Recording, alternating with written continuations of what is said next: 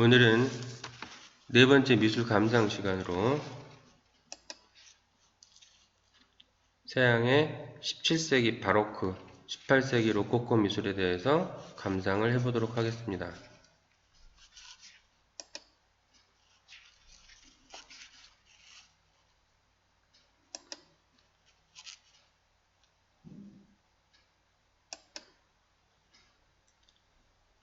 로코코 시대의 부세라는 작가의 마담 퐁파두르라는 작품입니다. 18세기에 이르자 웅장한 바로크 양식이 물러나고 보다 내밀하며 우아한 양식인 로코코 양식이 등장합니다. 로코코는 귀족 문화를 중심으로 발달합니다. 부세의 마담 퐁파두르는 귀족과 부르주아 계층의 우아한 삶을 화폭에 담았으며 특히 부세의 작품은 로코코 미술의 정신을 완벽하게 구현한 화가로 평가됩니다. 샤르댕이라는 작가의 가오르라는 작품입니다. 18세기 중반 진보를 신봉하며 이성의 힘으로 구습을 타파하고자 했던 계몽주의가 유럽을 휩쓸면서 반로코코적 경향의 화가들이 등장하기 시작합니다. 샤르댕이 대표적인 화가였습니다.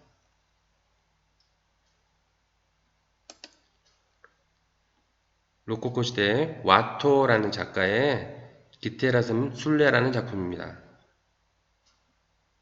귀족의 문화를 대변하는 로코코 양식은 내밀하고 섬세한 색채와 굽을 버리는 선 등이 특징이며 회화나 조각뿐만 아니라 가구와 실내 장식, 은제품이나 도자기 등에서도 볼 수 있습니다.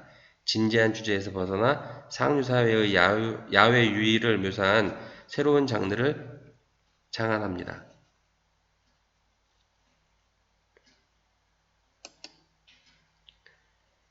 짐머만 비스술레 성당입니다.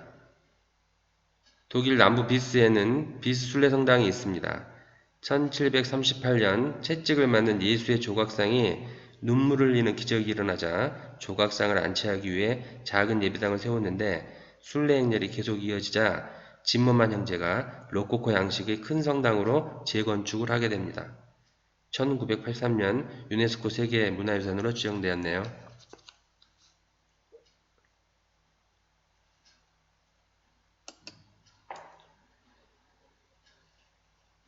로코코 시대의 집번데일 거울이라는 작품입니다.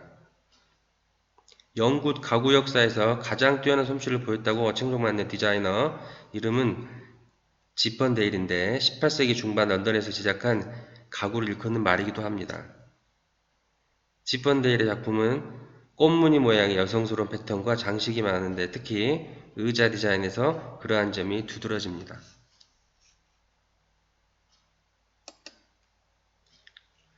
프라고나르는 작가의 그네라는 작품입니다. 프라고나르는 풍경화, 우아한 장르와 초상화를 많이 제작하였습니다.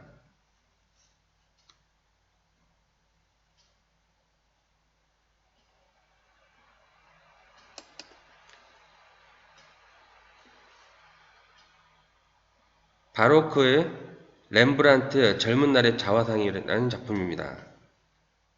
바로크의 원뜻은 지나침, 남용이지만 차차 비논리이며 괴상하고 과장된 형태를 뜻하게 됩니다. 빛나는 색채, 음영과 질감의 풍부한 대비효과, 자유롭고 표현적인 붓질, 그리고 격렬한 운동감과 장대한 공간감 등을 꼽을 수 있습니다.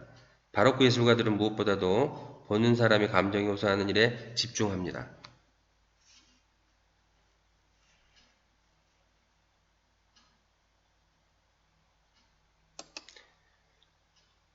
바로크 시대의 루벤스라는 작가의 십자가를 세움이라는 작품입니다. 프로테스탄트 교도들은 에스파냐에서 독립하여 북부 네덜란드 공화국을 설립하고 이들은 종교뿐 아니라 미술에서도 극명한 차이를 보이는데 유럽의 바로크 미술과 유사하지만 교회 미술에서 벗어나 장르화, 정물화, 풍경화 등 네덜란드 전통의 주제와 양식을 독립된 장르로 발전시킵니다. 대표적인 화가인 루벤스의 나무판의 유체 채색 작품인 십자가를 세움, 이 작품이 되겠습니다.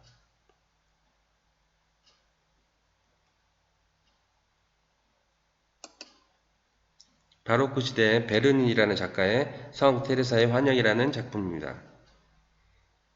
17세기 조각은 회화와 마찬가지로 반종교 개혁의 이상과 함께 관람자의 정신과 정신에 호소하며 설득력 있는 작품을 만들고자 하였습니다. 그래서 실제 사물과 사건을 보는 듯한 현실감과 사실성을 추구하고 사건의 박진감과 극적 효과를 강조합니다. 대표적인 조각가 베르니니의 성 테레사의 환영은 어떤 일화에서 결정적인 순간이나 요점을 찾아 조각작품이라고는 믿을 수 없을 정도로 복잡한 구도에 섬세한 기법을 활용하는 점이 특징인데 사건이 바로 눈앞에서 일어난 듯 자연스럽게 묘사합니다.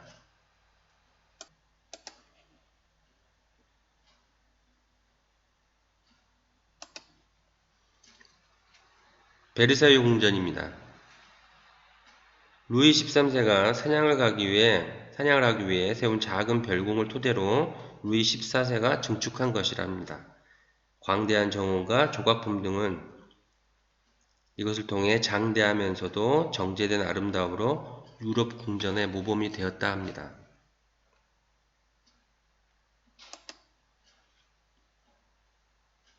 바로크 시대 벨라스케스 시녀들이라는 작품입니다.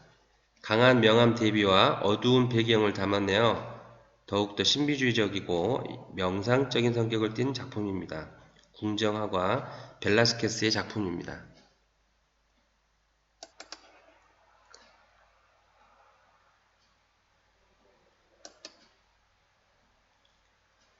카라바조라는 작가의 바쿠스라는 작품입니다. 산만하고 혼란한 매너리즘의 화면을 빛으로 통합하기 위해 강렬한 명암 대비의 명암법을 사용하여 그림 전체의 통일성을 추구합니다. 또한 사실적이고 자연스러운 인물들을 활용하여 관념보다는 자연세계를 자세히 관찰하여 현실을 그대로 재현하는 데 힘쓰고 화면에 현재 그 사건이 진행되고 있는 듯한 극적 효과와 박진감을 부여합니다. 바쿠스는 로마 신화에 나오는 포도주의 선을 의미합니다.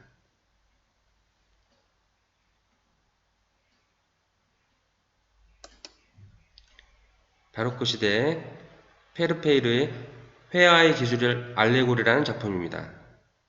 색에 기초한 회화 양식의 특징을 보여주며 더욱 풍부한 색채와 빛의 표현에 열중하였음을 느낄 수 있습니다.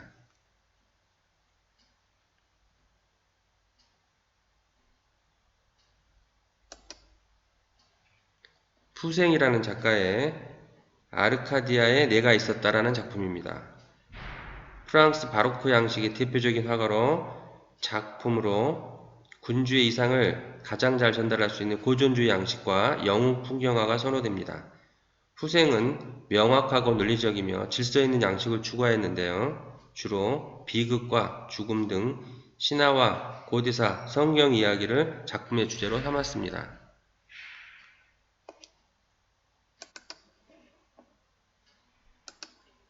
바로크 시대에 할스라는 작가의 류트를 타는 어릿광대라는 작품입니다. 풍부한 색채와 빛의 표현에 열중한 네덜란드 17세기 폴랑드르 화가의 작품입니다.